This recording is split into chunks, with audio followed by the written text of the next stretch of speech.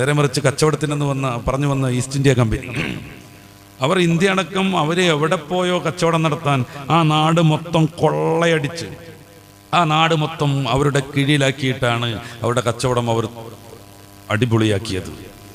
എത്ര മോശം പരിപാടിയാണത്. ഒരു നാട്ടിലേക്ക് കച്ചവടത്തിന് വരിക, പിന്നെ കുറേ ആളുകൾ അങ്ങനെ കൊണ്ടുവന്നുകൊണ്ടിരിക്കുക, അവരുടെ ആധുനിക ആയുധങ്ങൾ പ്രചരിപ്പിച്ചുകൊണ്ടിരിക്കുക. അത് വെച്ചൊരു നാടിനെ കീഴടക്കുക, ഒരു നാട്ടുകാരെ കൃത്യമായി ടാർഗറ്റ് ചെയ്ത് കൊന്നൊടുക്കുക. എത്രത്തോളം എന്ന് വെച്ചാൽ അവരുടെ മതപരമായ താല്പര്യങ്ങൾ അടിച്ചേൽപ്പിക്കാൻ വേണ്ടി കൂടെ ലോകത്താകമാനം ക്രൈസ്തവരുടെ നേതൃത്വത്തിൽ ബ്രിട്ടീഷുകാരുടെ ഭരണം നടന്നു. നമ്മളിതൊന്നും ശ്രദ്ധിക്കാതിരുന്നിട്ട് കാര്യമില്ല. ക്രൈസ്തവരുടെ നേതൃത്വത്തിൽ ബ്രിട്ടീഷുകാർ വരുന്നതിന് മുമ്പ് നമ്മുടെ നാട്ടിലുള്ള ക്രിസ്ത്യാനികൾ ബാബാ കക്ഷികളായിരുന്നു. അവരുടെ പ്രധാനപ്പെട്ട കേന്ദ്രം ബാബിലോണിയായിരുന്നു. എന്നാൽ റോമിനെ സപ്പോർട്ട് ചെയ്യുന്ന പാശ്ചാത്യരാകുന്ന ക്രിസ്ത്യാനികൾ നമ്മുടെ നാട്ടിലേക്ക് വന്നു. വിശ്വാസികളാകുന്ന മുസ്ലിങ്ങളെ മാത്രമല്ല അവർ പീഡിപ്പിച്ചത്, അവരുടെ ഇടയിലുള്ള ഈ അഭിപ്രായ വ്യത്യാസങ്ങളെപ്പോലും അവർ കാര്യമായി എടുത്തു. നമ്മുടെ നാടുകളിൽ ഈ വാവാ കക്ഷികളിൽ നിന്ന് പാപ്പാ കക്ഷികളിലേക്ക് ഇവിടെയുള്ള ക്രിസ്ത്യാനികളെ പരിവർത്തനം ചെയ്യിക്കാൻ നിരന്തരമായ പീഡനങ്ങൾ അവർ നടത്തി. ക്രൈസ്തവരുടെ ചരിത്രം വായിക്കുമ്പോൾ അമ്മയുടെ നെഞ്ചിൽ നിന്ന് കുട്ടിയെ വലിച്ചെടുത്ത് ഒരലിലിട്ട് ഇടിക്കുന്ന ബ്രിട്ടീഷുകാരെ കുറിച്ച് നമുക്ക് മനസ്സിലാക്കാൻ പറ്റും. എത്ര ക്രൂരാണത്. ഒരലിലിട്ടിട്ട് ഒലക്ക കൊണ്ട് ഇങ്ങനെ പൊക്കിപ്പിടിച്ച് അമ്മയോട് പറയാം, നീ പാപ്പാ കക്ഷിയിൽ നിന്ന് മാറി വാവാ കക്ഷിയിലേക്ക് എത്തണം എന്ന്. കേരള ക്രൈസ്തവരുടെ ചരിത്രത്തിൽ പ്രധാനപ്പെട്ട ഒരു സംഭവമാണ് കൂനംകുരിശ് സത്യാഗ്രഹം. നമുക്ക് സെർച്ച് ചെയ്താൽ കിട്ടും. എന്തായിരുന്നു കൂനംകുരിശ് സത്യാഗ്രഹത്തിൻ്റെ പ്രശ്നം? ഈ വാവാ കക്ഷികളെ പാപ്പാ കക്ഷികളാക്കുന്നതിനെതിരെ അവരെല്ലാവരും കൂടെ കോട്ടയത്ത് നടത്തിയ വലിയൊരു പ്രതിഷേധമാണ് ഈ കൂനംകുരിശ് സത്യാഗ്രഹം. ലോകത്ത് മൊത്തം അവരുടെ ഐഡിയ അടിച്ചേൽപ്പിക്കലായിരുന്നു ബ്രിട്ടീഷുകാരുടെ പ്രധാനപ്പെട്ട ലക്ഷ്യം. കച്ചവടം അതിനുള്ള മുന്നുപാധി മാത്രമായിരുന്നു. അറബികൾ വന്നത് അങ്ങനെയല്ല. അവർ കേരളത്തെ സ്നേഹിച്ചു. ഈ നാടിനൊരു ദ്രോഹവും വരാതിരിക്കാൻ അവർ കഠിനമായി അധ്വാനിച്ചു. ഈ നാട്ടുകാരോട് വലിയ ബന്ധമുണ്ടായി. ഒരൊറ്റ മനുഷ്യൻ പോലും അറബികളുടെ കച്ചവട സംഘത്തിൻ്റെ പീഡനം അനുഭവിക്കേണ്ടി വന്നില്ല. അവർ മാന്യമായ രീതിയിൽ കച്ചവടം നടത്തി. ഇങ്ങനെ ലോകം ഭരിച്ചിരുന്നവരായതുകൊണ്ട്, ക്രൂരത കൊണ്ട് ലോകത്തെ മൊത്തം കീഴടക്കിയവരായതുകൊണ്ട് ഈ ബ്രിട്ടീഷുകാരുടെ കീഴിലായിരുന്നു ഫലസ്തീൻ ഉണ്ടായിരുന്നത്. അവസാന ലോകത്തുള്ള വിവിധ നാടുകളിലുള്ള ജൂതന്മാരെ എല്ലാവരെയും ഒരിടത്ത് പ്രതിഷ്ഠിക്കണമെന്ന് ബ്രിട്ടനും അമേരിക്കയും തീരുമാനിക്കുന്നു. ഹിറ്റ്ലറിൻ്റെ ആ ജൂതപീഡനമൊക്കെ അതിന് കാരണമായിട്ട് അവർ മുന്നോട്ട് വെക്കുന്നുണ്ട്. ഹിറ്റ്ലർ ജൂതന്മാരെ ലക്ഷക്കണക്കിന് ആളുകളെ കൊന്നൊടുക്കിയെന്നാണ് പ്രചരിപ്പിക്കപ്പെടുന്നത്. അങ്ങനെ സംഭവിച്ചാൽ അതിന് പ്രതിക്രിയയായി മുഅ്മിനീങ്ങൾ ജീവിക്കുന്ന ഒരു സ്ഥലം 60-40% വിഭജിച്ച് ഈ 60% വളരെ ന്യൂനപക്ഷമാകുന്ന ജൂതന്മാർക്ക് പകുത്തു കൊടുക്കുന്ന രീതിയായിരുന്നു ഈ ബ്രിട്ടീഷുകാരും അമേരിക്കക്കാരും നടപ്പിലാക്കിയത്. നീതി അവിടെ തന്നെയും ചോദ്യം ചെയ്യപ്പെടുന്നു. ഏതെങ്കിലും ഒരാളുകൾ പീഡിപ്പിക്കുന്നുണ്ട്, നമ്മൾ നമ്മളെ രീതിയിൽ തന്നെ ആലോചിച്ച് നോക്കുക.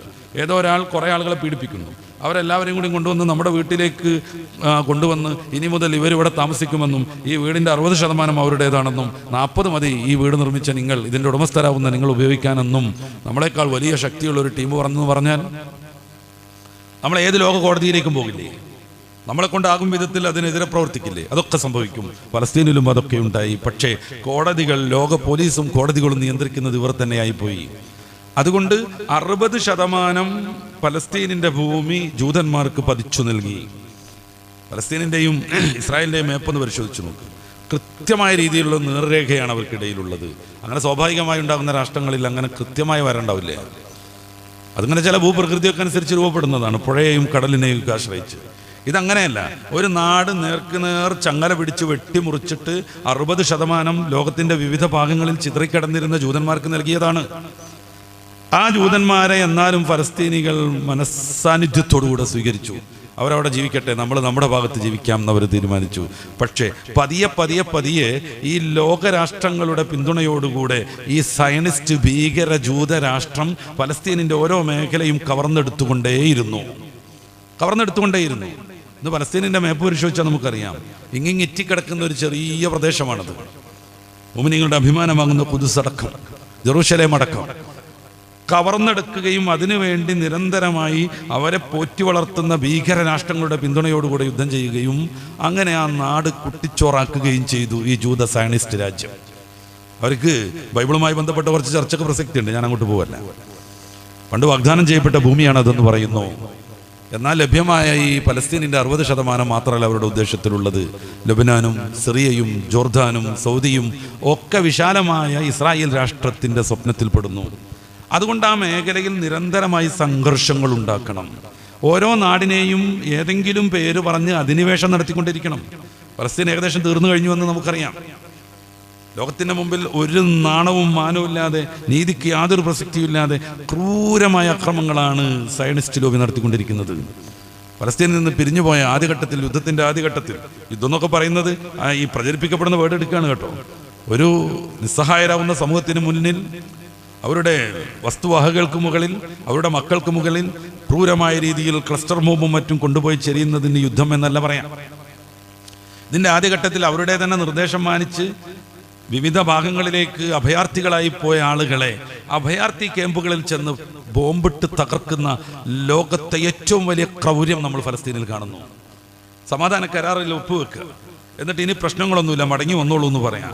ആ പാവപ്പെട്ട മനുഷ്യന്മാർ വിവിധയിടങ്ങളിൽ ഒളിച്ചു താമസിക്കുന്നിടത്തു നിന്ന് സന്തോഷത്തോടുകൂടെ മടങ്ങി വരുന്നു.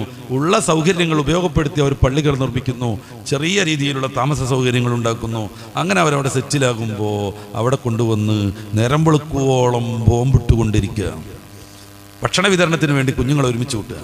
ദിവസങ്ങളായി പട്ടിണി കിടക്കുന്ന പാവപ്പെട്ട മക്കൾ ഭക്ഷണം കാണുന്ന ആർത്തിയിൽ ഓടി വന്ന് വട്ടം പിടിച്ചു നിൽക്കുമ്പോൾ ക്രൂരരാകുന്ന സയനിസ്റ്റ് പട്ടാളക്കാരൻ തുരുതുര വെടിവെച്ച് 60-70 പിഞ്ചുമക്കളെ കൊന്നുകൊണ്ടിരിക്കുക.